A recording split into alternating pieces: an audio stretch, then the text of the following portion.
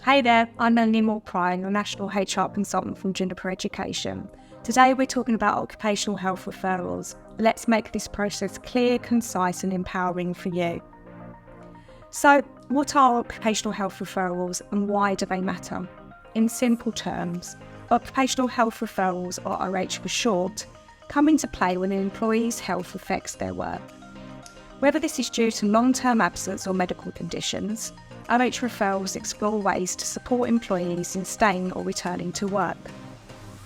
Sickness can be a big challenge in schools, affecting teachers, staff and pupils. In fact, in just 1 year, we've had a whopping 146 sickness cases in schools across the UK. As an employer, neglecting RH advice for employees with disabilities can lead to discrimination claims, costing up to £250,000.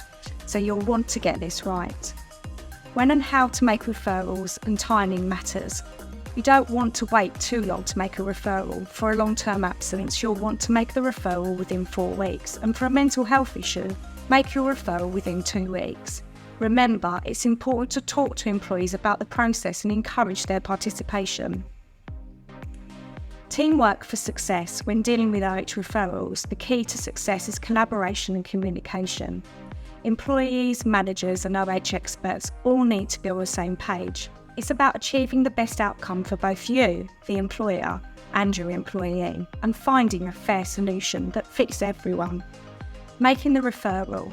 To start the referral, you will provide detailed information online. Paint that full picture.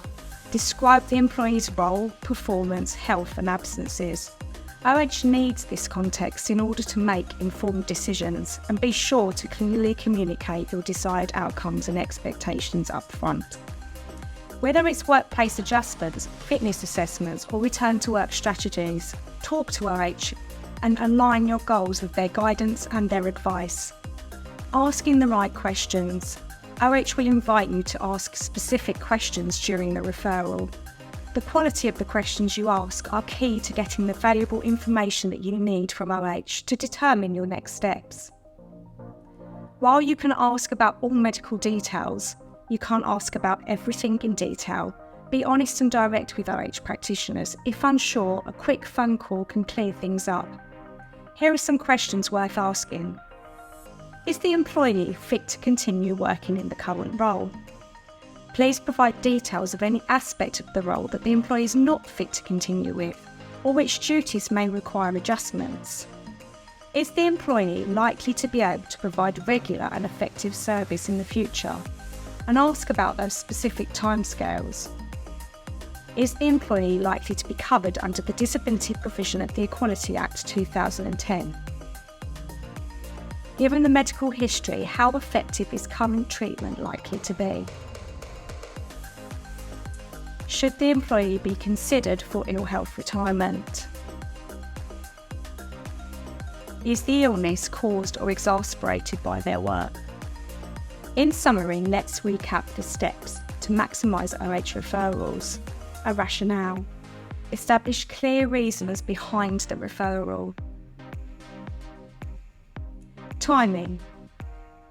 Refer within 4 weeks and 2 weeks for mental health. Context. Share comprehensive information to get the best guidance. Questions. Use your limited questions wisely to determine the next steps. And collaborate. Stay engaged and align your goals with your RH professionals for the best possible outcome. Action. Implement RH recommendations for a fair and supportive workplace. Follow up and review. Keep communication open with the employee to monitor progress regularly. Confidentiality. Protect personal and medical data. Stay legally compliant and maintain trust. Handling RH referrals is not easy, but remember, you don't have to do this alone. If you need help, drop us an email and we'll be happy to walk you through that process. Thank you for listening.